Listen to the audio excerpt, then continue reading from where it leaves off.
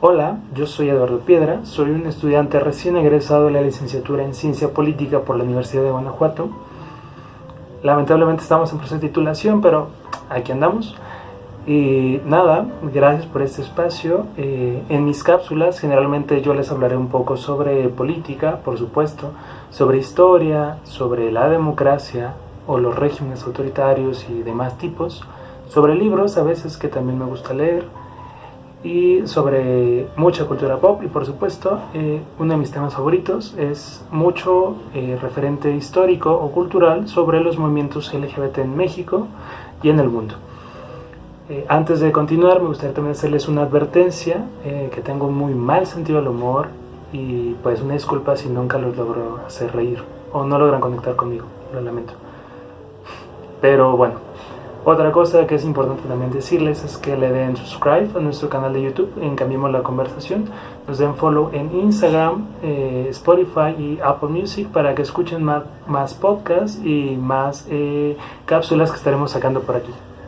Y ahora sí, a lo que te truje, chencha. Bueno, lo importante del día de hoy es que es mi primera cápsula y les hablaré un poco sobre tu ida a terapia, a lo que vas cuando tu rufián en turno te lastima, o cuando tienes traumas con tus padres, con los pleitos entre los políticos, los senadores que se agarran a catorrazos en la Cámara de Diputados y de Senadores, las declaraciones tontas de los presidentes y las guerras. Dirán, ¿qué onda? ¿Por qué eso se vincula o qué tiene que ver las emociones con la política? Pues tiene que verlo todo, queridos, todo, ahí está todo vinculado, pero vamos para allá. Lo primero es que entendamos que las emociones son esos sentires que sirven ya sea para protegerte o para avisarte de algo, también para evaluar una situación, pero que no solo sirven para eso, sino tienen funciones en colectivo. Es decir, tus sentimientos no están muy alejados de lo que el mundo siente. No son los mismos probablemente, pero no son muy lejanos. Eso es importante. La otra es que muchos de los sentimientos tienen expresiones corporales, es decir, si yo siento vergüenza, me ruborizo, pero también si siento, no sé, odio, también estoy rojito porque me enojo. ¿Me explico? Ahora, la política, que es ese circo que a veces imaginamos, tiene conceptos más abstractos, como lo político. Ahí caben, en esa bolsita, ideas como ideología, poder, conflicto e instituciones.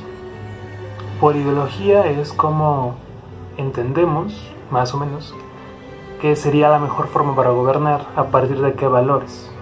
O sea, si prima primero la libertad o la igualdad, por ejemplo. Es un conflicto interesante y muy antiguo. O, por ejemplo, en el poder es como quién domina a quién. O quién hace que otros hagan lo que ellos quieren a partir de la persuasión, del poder físico, como de golpes, o a partir de la retórica, con puros discursos, como tu exnovio, por ejemplo. O el conflicto mismo, es decir, cuando ya hay fuego, cuando ya el asunto está fuera de control, cómo se soluciona el conflicto o cómo inició el conflicto, es decir, cómo las declaraciones de tal personaje influyeron en la configuración de una guerra mundial, por ejemplo, o el papel de Hitler, por poner un ejemplo. Ay Dios. Bueno, eso de lo político está vinculado con tus emociones. ¿Y por qué digo con tus emociones? Bueno, porque hay emociones que, como son colectivas, todos sentimos o tratamos como... No tratamos, hay un proceso de identificación en ellas. Es decir, pensemos en el miedo. El miedo es una emoción que se ha dicho sirve como una especie de alerta que te mantiene al vivo, pues, te mantiene al tiro, pero también te mantiene pues temeroso ante una situación. Es decir, tal vez yo puedo estar muy al tiro de si hay arañas ahorita en el suelo, y entonces a partir de ese sentimiento de alerta es que si veo una araña me genere miedo, ¿cierto? Bueno, eso sucede en la política también. Cuando hay un conflicto, supongamos el conflicto del siglo XIX, ¿no? México-Estados Unidos. Bueno, es verdad decir que los mexicanos tenían miedo de perder la guerra, y la perdieron. no solo en territorio, sino una bandera se hizo en Palacio Nacional, una bandera ajena.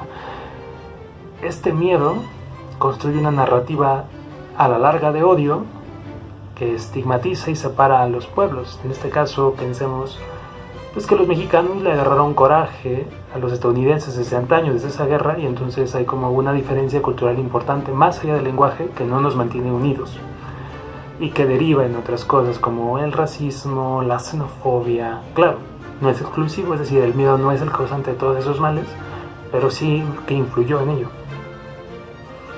O, por ejemplo, si ahora pensamos en el odio, que también está vinculado al miedo, cuando odiamos es que sentimos que algo ha sido injusto, que alguien se ha pasado de lanza con nosotros, estamos enojados, por ejemplo, con tu ex, estás despechado y enojado.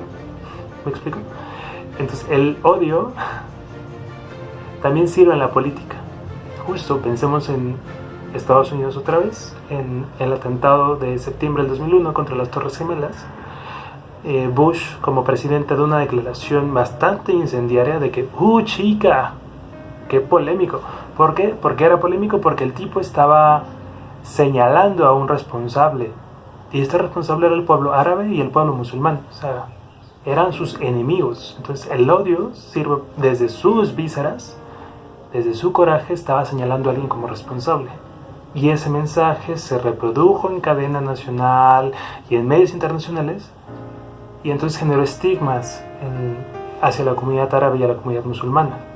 Y entonces, si bien es cierto que algunos personajes por ciertas tradiciones hacen ciertos ritos, que eso es otra discusión, eso no nos da el derecho a estigmatizarlos, pero pues ha habido atentados hacia Occidente en muchas partes de Europa y en Norteamérica, y entonces se construyó un enemigo común que además justificó la guerra y la invasión a esa parte, a Medio Oriente, ¿no?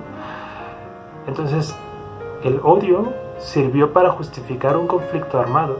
Usó el miedo a que nos atacaran primero otra vez los árabes o los musulmanes al pueblo estadounidense, y entonces Bush fue como de, primero yo me defiendo, y entonces si yo me defiendo, ahora yo los ataco a ustedes. Entonces, el odio sirve para generar ese tipo de justificaciones, se usa en la guerra. Y no es la primera vez. La Primera y la Segunda Guerra Mundial tenían mucho odio. La Segunda Guerra Mundial había sentimientos de odio porque ya antes Alemania le habían metido sus buenos catorrazos y había quedado muy derrotada. Y entonces Hitler acumuló este tipo de sentimientos, este tipo de odio, y lo expresó, lo verbalizó y lo canalizó en un ejército gigante y en uno de los momentos más escabrosos de la historia mundial o universal. Eso es por un lado con el odio. Pero también hay sentimientos como el orgullo. Pensemos en los nacionalismos. Por ejemplo, en Cataluña, la comunidad de Cataluña se siente muy orgullosa de ser de Cataluña, pero se sienten a la vez ignorados, como inadecuados, con el idealismo español. Es decir, España recogió su identidad nacional a partir de muchas comunidades o de muchas etnias, generando una identidad que no coincide con la de Cataluña. Entonces Cataluña quiere independizarse y hay muchas manifestaciones de orgullo de ser catalán. El uso de una bandera distinta, el uso de la lengua, ese tipo de cosas generan orgullo en las personas de ser quienes son. Pensemos también en expresiones como nuestra bandera o nuestro himno nacional o nuestros días, como el 16 de septiembre o el 20 de noviembre, son días patrióticos. Bueno, en el patriotismo hay orgullo porque hay una identidad nacional de la cual tú te sientes responsable. Y esta identidad nacional es política porque es una forma ideológica de unificación.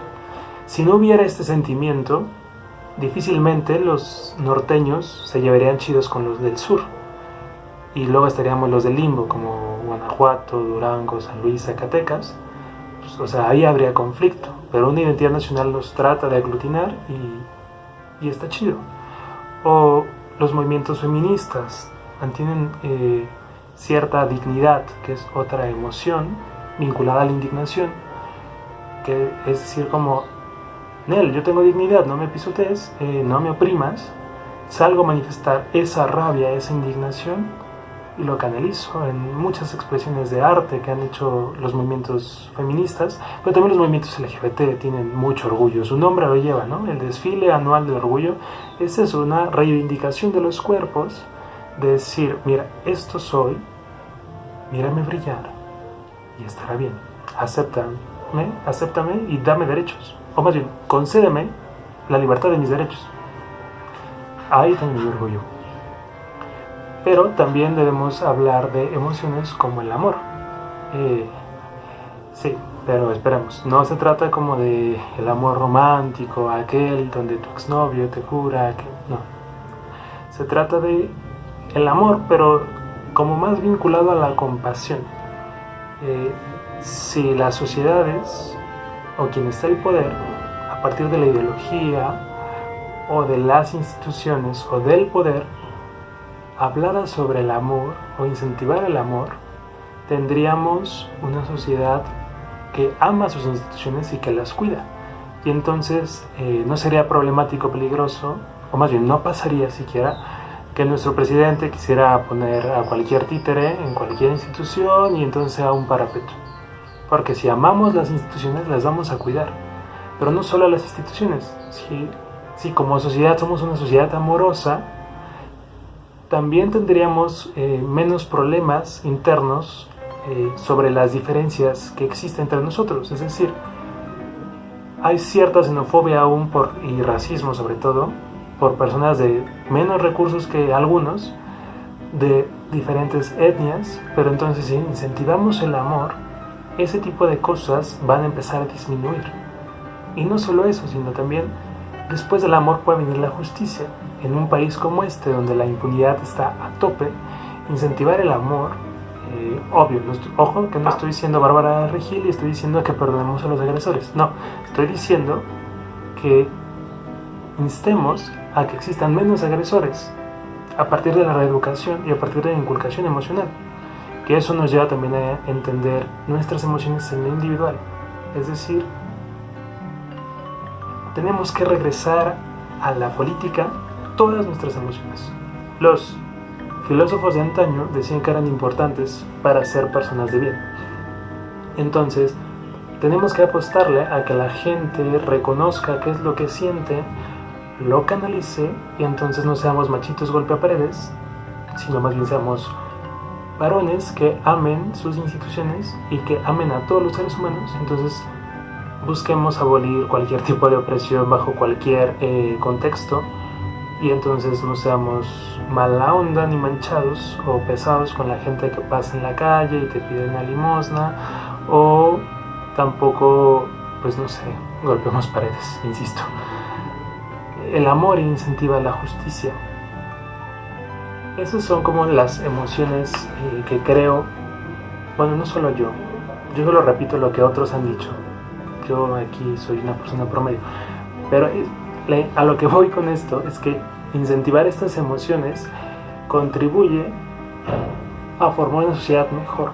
Ojo, que obviamente estas emociones tienen un vínculo moral fuerte e importante, pero hay que cambiarle la tonalidad a la moralidad. Es decir, en lugar de reprochar cosas al mundo como la independencia de las mujeres, la libertad de las personas afrodescendientes, o como reprocharle al mundo y decirle que está mal ser gay, ¿por qué no mejor incentivamos emociones como más incluyentes, como el amor, y busquemos desarmar las estructuras que oprimen a muchas personas? Si entendemos cómo opera el poder en el mundo, podemos desarmarlo y podríamos evitar guerras, podríamos evitar pues conflictos y otra vez opresión. Sé que suena muy hippie, lo sé, hasta yo me reconozco siendo hippie cuando digo eso, pero solo lo dejo aquí para que reflexionemos un poco. Y entonces lo importante es entender que nunca está mal sentir. Lo importante es conocer qué sientes y atenderlo. Y sobre todo, atenderlo en el espacio público como lo es la política. Y pues bueno, esto ha sido todo en esta primera cápsula. Espero les haya gustado y no olviden suscribirse, darle like, compartir y comentar. Aquí estaremos desde Cambiando la Conversación. Hasta luego.